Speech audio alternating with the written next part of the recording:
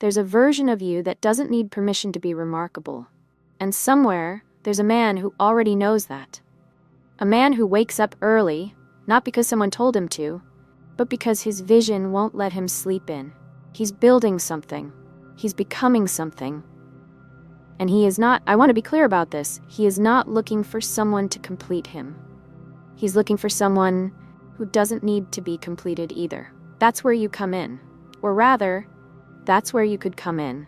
If you're willing to stop performing and start becoming.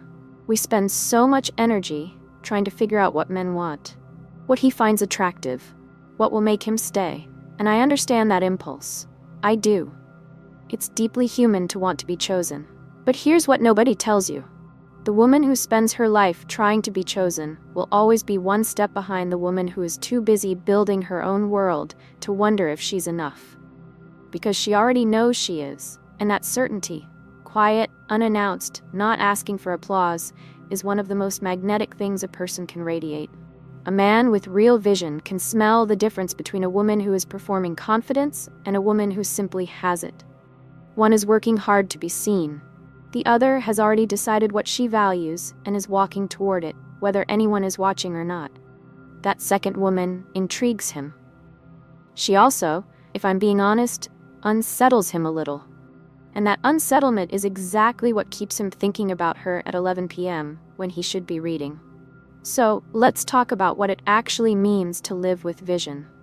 Because it's not about having a 10-year plan laminated on your wall. It's not about always having the perfect answer when someone asks what you're working toward. It's something more interior than that. It's knowing, even in the messy, uncertain seasons, what you refuse to compromise on, what makes you feel alive, what kind of woman you are in the process of becoming, regardless of who is or isn't beside you. That kind of inner clarity isn't developed in a weekend. It requires the uncomfortable work of asking yourself real questions and sitting with the answers long enough that they stop feeling theoretical. What do I actually want? Not what was I told to want. What values am I willing to stand behind when it costs me something? What am I building? In my work? In my relationships? In the private corners of my life where no one is watching? These aren't easy questions. Most people avoid them entirely. But they are the questions that define you. And once you've answered them, even imperfectly, everything you do begins to carry a different kind of weight. Here's what's interesting, though. The very thing that makes this path powerful is also what makes it lonely sometimes. You'll look around and see people who have settled into relationships that feel safe but flat, into jobs that pay the bills but drain the spirit, into a quieter version of themselves that asks less and expects less. And there will be moments, I won't lie to you, where that settled life looks appealing. Where you'll wonder if your insistence on more is just arrogance dressed up as ambition. It isn't. But doubt is part of it. The fact that you doubt means you're actually thinking, not just following a script. And a man with discipline recognizes this. He knows what it costs to hold a standard. He knows the difference between someone who talks about growth and someone who has actually bled for it. When he sees that quality in you, that quiet, grounded refusal to shrink yourself for the sake of comfort, he doesn't just find it attractive, he finds it familiar. It mirrors something in himself. And that recognition is the beginning of something real. But you have to get something clear before any of that is possible. You cannot build genuine independence while constantly leaking your energy into the wrong places. I know you've heard the phrase about not pouring from an empty cup. It's been said so many times, it's lost its edge. So let me say it differently. A woman who is perpetually waiting for someone to validate her existence is a woman whose cup has a hole in it. It doesn't matter how much love she receives. It runs out before it can fill her. The work, and it is real, unglamorous, ongoing work, is to seal that hole, to stop making other people's opinions of you the primary currency of your self-worth. This isn't about becoming emotionally cold or pretending you don't care what people think. That kind of forced indifference is just insecurity in a different costume. Real independence is warmer than that. It's being genuinely okay. It's arriving at a place inside yourself where you can receive love fully, without desperation, because you're not starving for it. You're not out here surviving on scraps of attention and calling it connection. When you reach that place, and you can reach it, it's not reserved for some rare category of women. Something shifts in how people experience you. Not because you've become intimidating or untouchable, but because you've become grounded. There's a stillness to you that's unusual.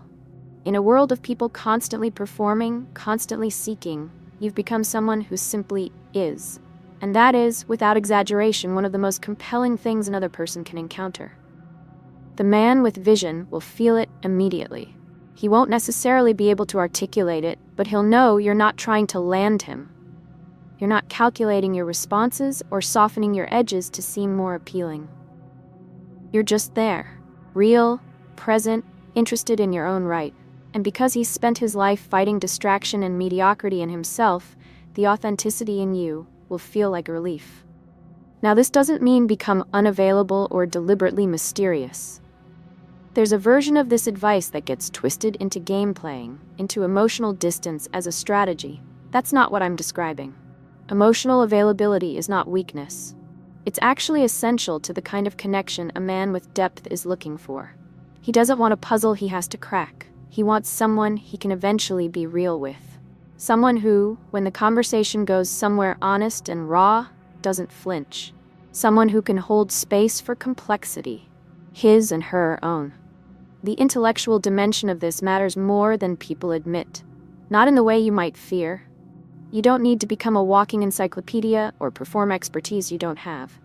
That kind of impression management is exhausting and, frankly, transparent.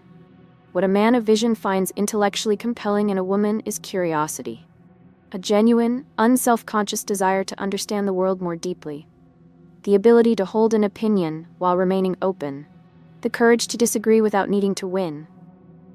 These conversations, the kind that leave both people thinking differently afterward, are rare. Most people are too guarded or too distracted to have them. When a woman engages from a place of real intellectual presence, not trying to impress, but genuinely invested in the exchange, it creates something that physical attraction alone cannot sustain. It creates interest, the kind that doesn't fade after the novelty wears off. But, and this is the tension you'll need to hold, intellect without emotional warmth eventually feels like a debate instead of a relationship. An emotion without intellectual engagement eventually becomes suffocating, a relationship that has feeling but no air. What you're cultivating is the capacity for both, to be someone he can think with and feel with, not alternating between the two, but somehow present in both registers at once. That's not a performance. That's just you, fully developed, walking into the room. And then there's the question of attraction over time. Because the beginning of anything is easy. The pull is strong, everything feels vivid, the dynamic sustains itself. The real work begins when that initial energy starts to settle. When life becomes routine, when you're both tired more often than you're electric. This is where most relationships quietly start to die. Not in dramatic arguments or obvious betrayal, but in the slow drift into comfort without depth. A man with vision doesn't want comfortable as an endpoint. He wants a relationship that keeps asking something of him, not through conflict or drama, but through the simple fact that the woman beside him is still growing, still challenging herself, still alive in her own right. When you're actively building something in your own life, you naturally become someone who doesn't take up the anxious, suffocating space of someone who has made the relationship her entire world. There's a generosity in that. Room to breathe, room to want. The mistake is thinking you have to choose between your independence and your emotional presence. You don't. In fact, the women who maintain the deepest, most lasting attraction with high-quality men are the ones who have figured out how to be both fully their own person and genuinely, warmly available. Not performing availability, actually feeling it, choosing daily to show up for the relationship while also showing up for themselves. Stop trying to control the outcome. The energy you spend trying to secure him, to position yourself correctly, to make sure he doesn't leave, that energy can feel him working overtime. It creates the precise opposite of what you want. What keeps a man of discipline and vision in orbit is not the fear of losing you. It's the ongoing reality of who you are. Your focus, your growth, the The fact that you're not waiting for him to decide how your story goes. Build your life with intention. Define what you want. Not for him, not to attract anyone, but because you are a person with a singular existence and it deserves to be lived deliberately. Let your standard be visible not through what you announce, but through how you carry yourself. What you accept, what you walk away from without drama. The right man won't need you to explain yourself. He'll recognize the architecture of a woman who has done the work, and he'll know, without either of you having to say it, that whatever you're building together will require both of you to be strong. Not taking turns being strong, both of you simultaneously, unafraid. That is what you're preparing for. Not a relationship that rescues you, a partnership that matches you. Start there. Here's a long, rich conclusion in the same voice and style. And here is what I want you to sit with after everything we've explored together. Not as a checklist, not as a strategy to deploy the next time you're standing in front of someone you admire, but as something quieter than that. Something you carry inward rather than outward. The woman who positions herself well for a man with vision and discipline is not a woman who has mastered the art of attraction. She is a woman who has, somewhere along the way, stopped treating her own life as a waiting room. She stopped sitting with her hands folded, rehearsing the right things to say, hoping the right person would eventually walk through the door and tell her she was worth something. She got up. She started building. She started becoming, not for the applause, not for the relationship, not for the validation that would finally make her feel like enough. She became because she decided, one ordinary morning, that her existence deserved intention. That decision is the whole thing. Every other principle we've talked about, the independence, the intellectual depth, the emotional security, the discipline, all of it grows from that single, private, unwitnessed decision. And I say unwitnessed deliberately because the most important moments of your becoming will not happen in front of an audience. They'll happen when you're alone, and you choose not to send the message that asks for reassurance you shouldn't need. They'll happen when you walk away from the version of yourself that was willing to shrink, to over-explain, to apologize for having a standard. They'll happen in the small, almost invisible moments where you choose yourself. Not out of arrogance, not out of self-protection, but out of genuine respect for the person you're in the process of becoming. A man with vision has made that same kind of decision, probably multiple times. Probably in seasons where nobody believed in what he was building, where the return on his effort was invisible and the doubt was loud. He knows what it costs to stay the course. He knows the particular loneliness of having a standard that most people don't understand. And when he encounters a woman who knows that same terrain, not because she read about it, but because she has lived it, something in him recognizes her. Not as a conquest, not as a comfort, but as a counterpart. That recognition is not something you can manufacture. You cannot arrive at it through strategy or careful self-presentation. The only way to be recognized as a woman of vision is to actually be one. And the only way to actually be one is to stop waiting for the conditions to be perfect before you begin. The path does not straighten out before you step onto it. It straightens because you keep walking. I want to be honest with you about something, though, because this conversation deserves honesty more than it deserves inspiration. There will be periods in your growth where you do everything right and you still feel alone, where you are grounded and intentional and building something real, and you look up and the person you hoped would see it simply isn't there yet, or isn't there at all. And that specific kind of loneliness, the loneliness of a woman who has done the work and is still waiting for her counterpart, is one of the harder things to hold, because it can quietly convince you that you've been wrong, that the whole framework is a lie, that you should have just been easier, softer, more available, less demanding of depth. Don't let that season rewrite your values. The absence of the right person is not evidence that you've been doing it wrong. Sometimes it's simply evidence that the timeline is not yours to control, and that the foundation you're building is more important than the house that will eventually stand on it. The man of vision, when he arrives, will not be building on sand. He'll need something solid to build on. That solid ground is you.